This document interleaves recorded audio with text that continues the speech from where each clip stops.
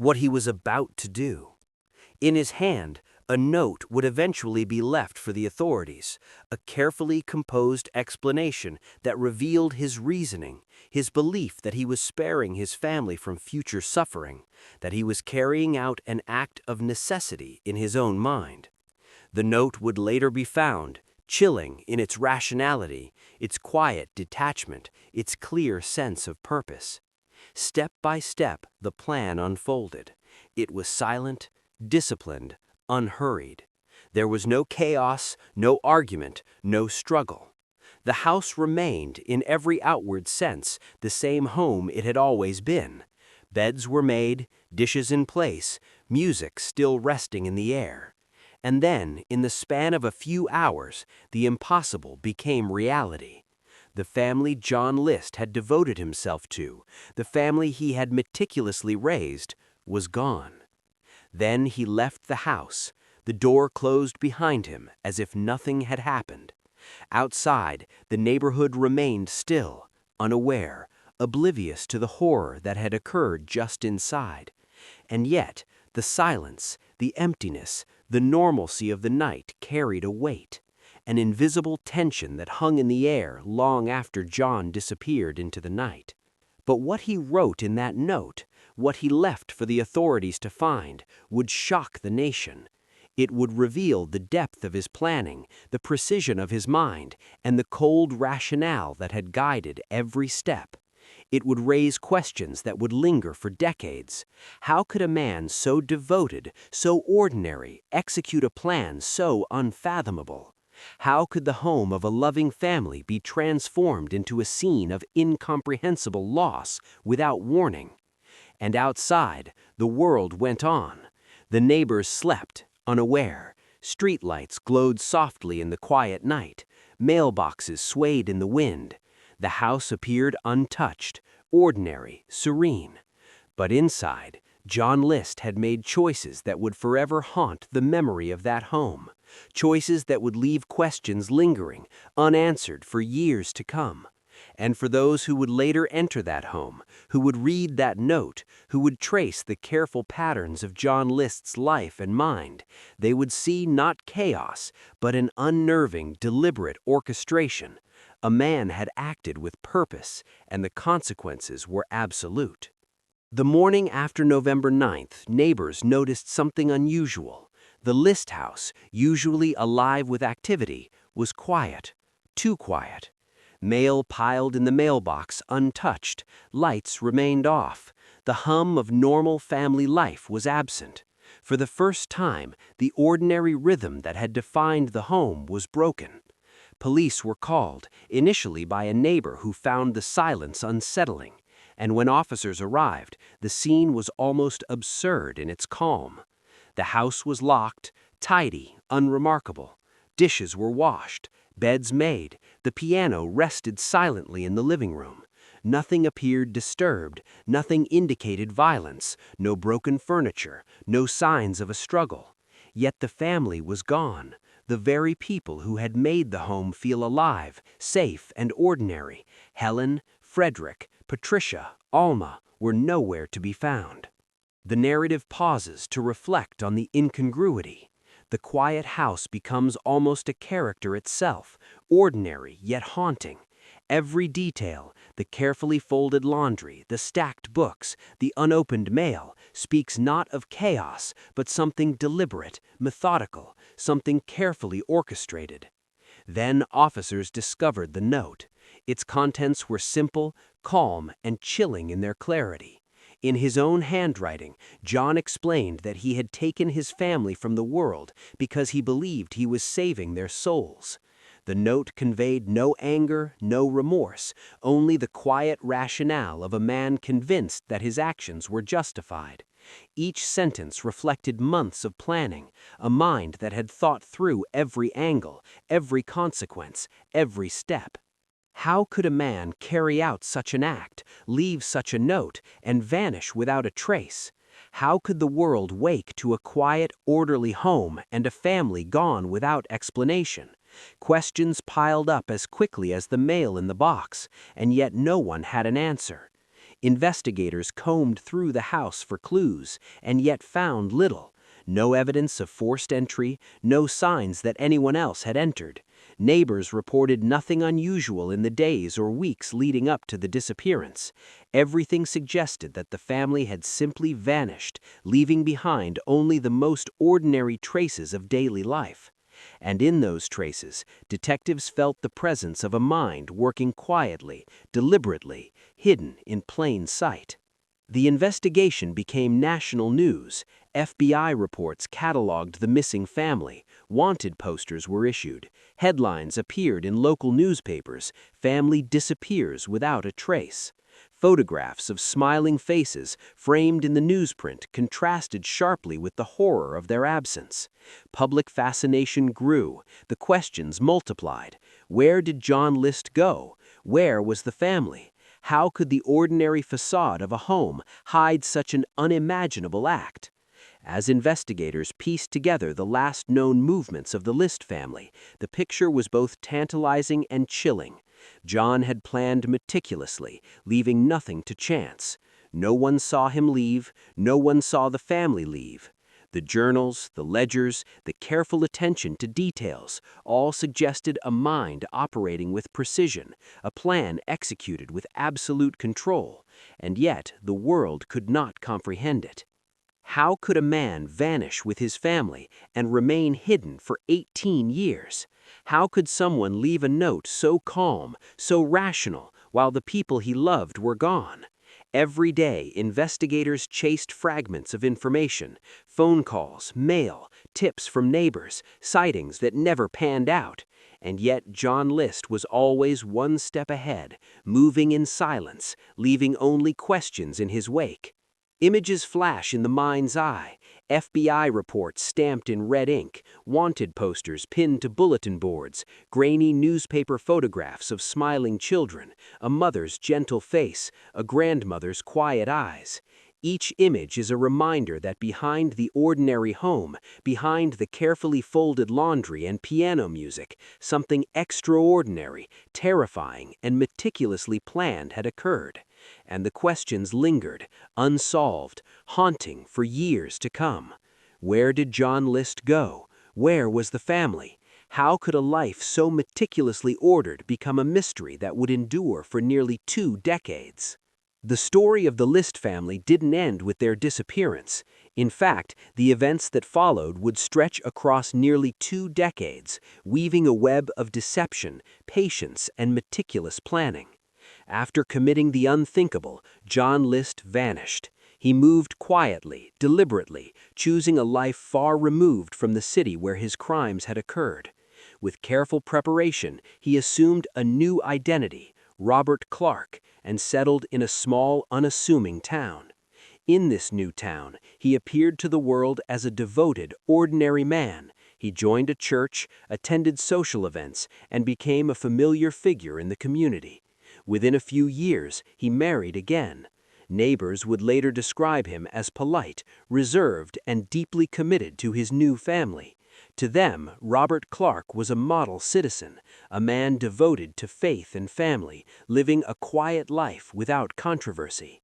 But while he presented this image, authorities were still searching. The case of the List family had not been forgotten. Detectives, FBI agents, and law enforcement officers across several states had John List at the top of their most wanted lists. He was considered a highly intelligent and methodical fugitive, one who had planned his disappearance with extreme precision. Every tip was followed, every lead investigated, and every possible connection scrutinized. Do you think someone in the community suspected him? For 18 years, the trail went cold again and again. Friends of the List family were interviewed repeatedly. Neighbors who had once known John List shared memories that now seemed hauntingly ordinary. Yet despite years of searching, the man who had taken an entire family from the world remained free. Then, in 1989, a single photograph changed everything. It was published in a magazine feature aimed at locating fugitives, America's Most Wanted. Among hundreds of faces, one photograph stood out to a viewer in Virginia. The man in the picture, Robert Clark, looked familiar. There was something about his posture, the expression in his eyes, the way he held himself, that struck the viewer as oddly recognizable.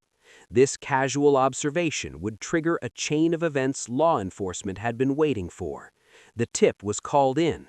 Investigators began to quietly observe Clark's daily life, comparing old photographs, analyzing handwriting samples, and reviewing records. Slowly, piece by piece, they began to realize the truth. Robert Clark was John List. The revelation stunned those following the case. A man who had committed such an atrocity, who had disappeared completely, had lived nearly 2 decades under the radar. Authorities discovered how carefully he erased his past. Old documents destroyed, social connections severed, every trace of his previous life meticulously hidden. His ability to construct a new identity allowed him to move freely, to marry again, to build a seemingly normal life.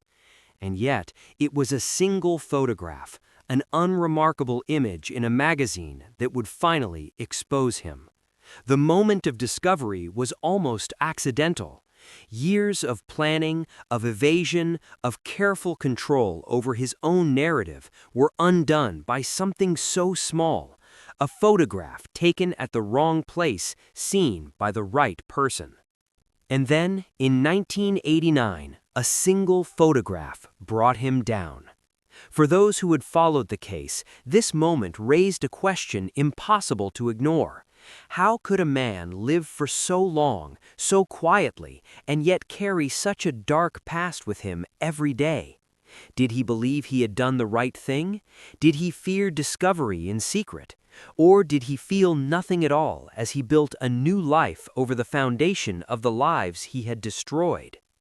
The answer would not be simple, but it set the stage for the next chapter. The final confrontation, the unraveling of a carefully constructed life, and the moment John List, or Robert Clark, would finally be forced to face the consequences of his actions. Every lead, every tip, every small observation had brought investigators to this point. And now, nearly 20 years after the murders, the hunt that had spanned the country was about to end. After nearly 2 decades on the run, John List faced the consequences of his actions in a courtroom that seemed suspended between disbelief and inevitability.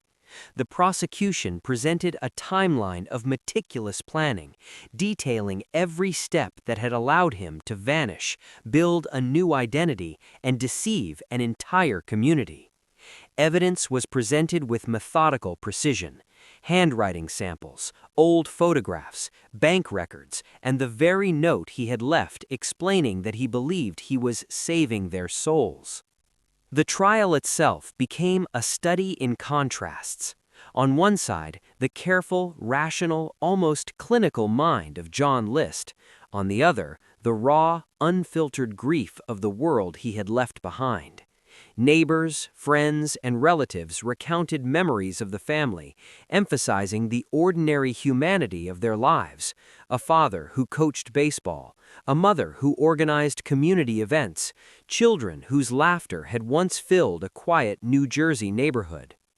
The courtroom revealed the depth of the betrayal. Every carefully curated image John List had presented in his second life, the devoted husband, the model church member, was weighed against the reality of the murders.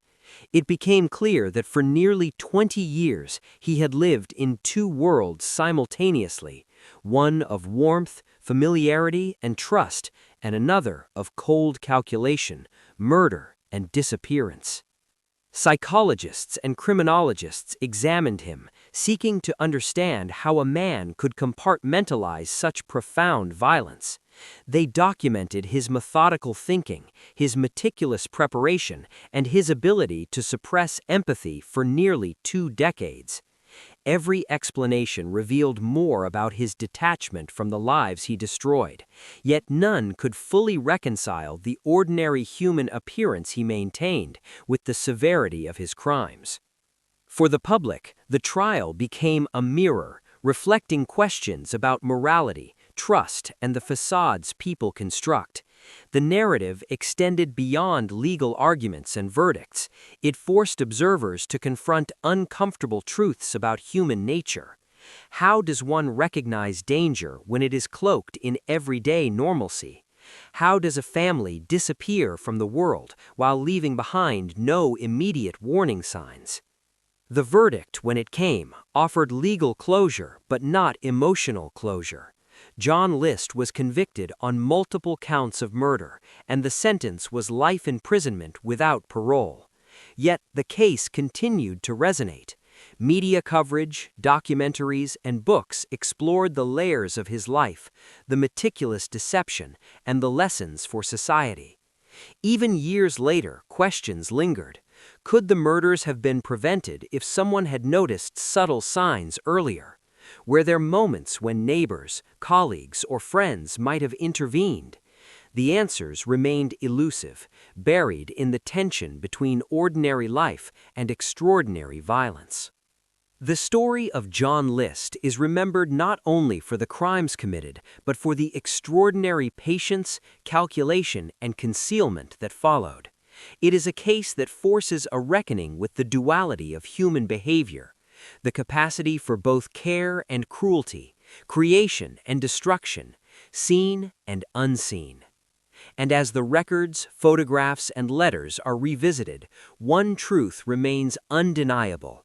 The consequences of his actions continue to echo far beyond the courtroom, in memories, in grief, and in the fragile trust of every community.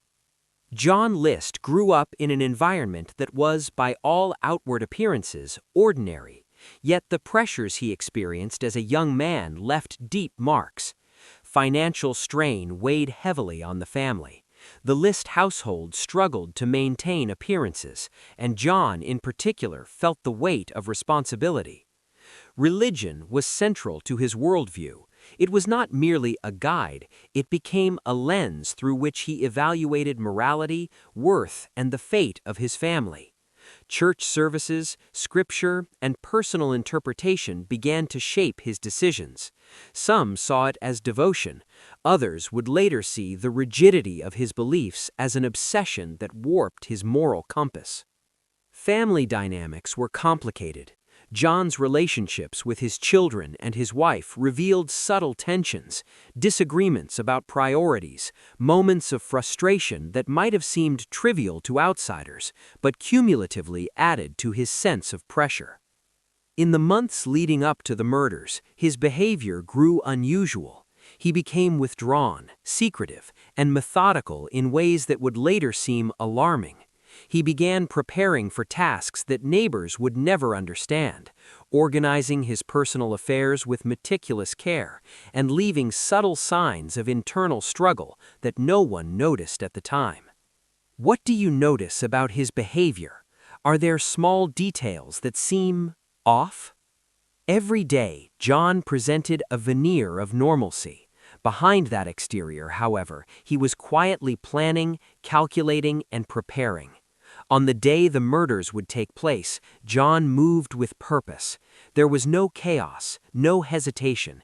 Every step was planned. Items were collected, personal effects, letters, and other tools that would serve his plan. He left a note not to excuse his actions, but to rationalize them. In his words, he believed he was saving their souls. To the outside world, it read as chillingly calm and calculated. Neighbors, in hindsight, described the day as ordinary. The mailman delivered letters, the children left for school. The house seemed as it always had. But behind closed doors, a series of irrevocable choices were being carried out. Neighbors thought nothing was wrong. Even the smallest details, the way doors were locked, the absence of struggle, the precision of the actions, would later puzzle investigators. Every decision was deliberate, every movement calculated to leave minimal evidence. The tragedy, though committed in a private home, sent shockwaves far beyond. The scene left behind was eerily untouched, a reflection of both John's planning and the incomprehensible horror of his acts. When the family failed to appear, neighbors began to grow concerned. Police were called, and what they found would haunt the investigation: a tidy home, untouched belongings, and a note that raised more questions than it answered. The note was analyzed meticulously, offering insight into John List's thinking. Law enforcement pieced together the timeline, trying to reconcile the quiet order of the house with the violent reality that had occurred inside. Media coverage amplified the story. Newspapers and television outlets broadcast the disappearance, sparking fear and curiosity in communities far beyond the small town where the List family had lived. Public fascination grew, fueled by the contradictions: a neat, orderly home, a loving family, and the knowledge that something irreparably tragic had occurred. Pattern interrupts appeared as interviews with neighbors and journalists recounted ordinary moments: children playing in the yard, the parents hosting community events, and a quiet neighborhood unaware of the danger lurking within its own streets. These perspectives reminded viewers that the ordinary could mask the extraordinary. The FBI entered the investigation, taking over what would become one of the longest manhunts in American criminal history. Leads were followed, mistakes were made, and near misses stretched the tension across years. John List's new life under the identity of Robert Clark added layers of complexity. For nearly 18 years, he moved between states, married again, and presented himself as a model citizen. Friends, neighbors, and church members knew nothing of his past. He had vanished so completely that many assumed the case had grown cold. How could he live undetected for 18 years? Every clue, every tip, and every false lead became part of the puzzle. Law enforcement was persistent. Patterns in behavior, financial records, and sightings slowly narrowed the possibilities, yet he remained elusive, almost beyond reach, until a single photograph surfaced that would bring everything to a head. In 1989, the photograph in America's Most Wanted triggered recognition. A viewer noticed the man, Robert Clark, living quietly in Virginia. The tip led authorities to confirm his identity. John List was arrested. The calm demeanor he displayed in custody contrasted sharply with the lives he had destroyed. Court proceedings began, documenting every aspect of his crime. The trial revealed meticulous planning, deception, and the emotional devastation left in his wake. Psychologists and criminologists weighed in, dissecting his behavior and exposing the duality of his existence: the ordinary man on the outside and the murderer who had erased an entire family from the world. The public was stunned, horrified, and fascinated. The case forced reflection on human behavior, trust, and perception. John List's actions were a stark reminder of how easily ordinary appearances can mask extraordinary deception. Financial pressures, rigid morality, and family dynamics intersected in a way that culminated in tragedy.